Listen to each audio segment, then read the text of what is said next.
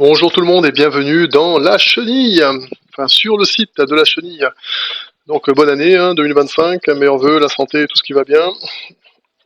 Et pour aujourd'hui, nous allons donc nous occuper du dimensionnement d'un poteau rectangulaire avec charge centrée. Alors, qu'est-ce que nous avons pour ça?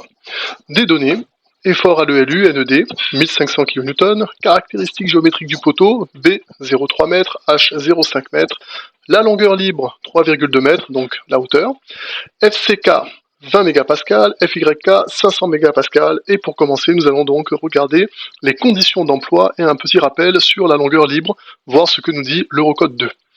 Alors, qu'est-ce qu'on a? Lorsque l'on veut donc déjà ferrailler un poteau rectangulaire, le minimum c'est de mettre donc 4 aciers, donc soit un acier à chaque angle, tout simplement. Qu'est-ce que je pourrais dire aussi?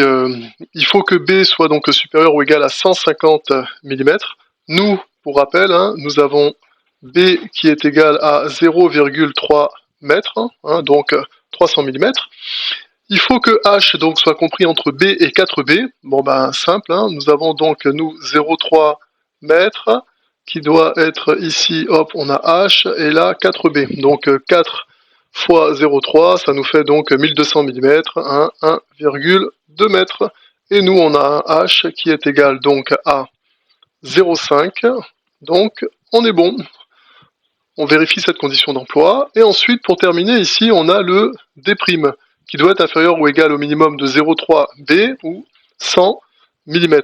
Nous, pour notre part, on a un D' donc inférieur ou égal donc au minimum, petit problème avec mon écriture qui n'est pas géniale, 0,3 B, donc 0,3 fois 0,3, point ici 100 mm, donc ça fait 0,1 puisque j'ai mis tout le monde en mètres. Ça nous donne donc ici 0,9.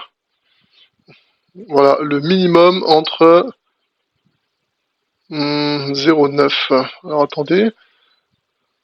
Non, on n'est pas du tout à 0,9. Petit problème. Le temps de tout remettre à 0. Ici, ça fait plutôt 0,09. Voilà. Mètre, et ici 0,1 mètre. Donc forcément, voilà ce qu'on a. Ce qui fait donc 90 mm. Donc ça, c'est le D' qu'il faut vérifier. Enfin, c'est la condition d'emploi. Bien sûr, il faut un D' inférieur ou égal à 90 mm. Et pour terminer, nous avons donc ici un petit rappel donc sur l'Eurocode 2, bien sûr, l'Eurocode béton armé, la longueur libre. Donc la longueur libre pour nous qui est de 3,2 mètres, ouais c'est ça, 3,2 mètres. Donc ça correspond à ces différentes longueurs, vous voyez. Donc la hauteur libre de l'élément comprimé entre liaisons d'extrémités, qui correspond à ce que ces différents schémas pourraient donner pour LY ou LZ, forcément, selon le repère dans lequel on se situe. Donc forcément, nous, c'est ce qui nous donne nos fameux 3,2. Si j'arrive à écrire mieux que ça, c'est bien. Voilà, mètres. Nous avons terminé, nous allons pouvoir donc passer à l'élancement.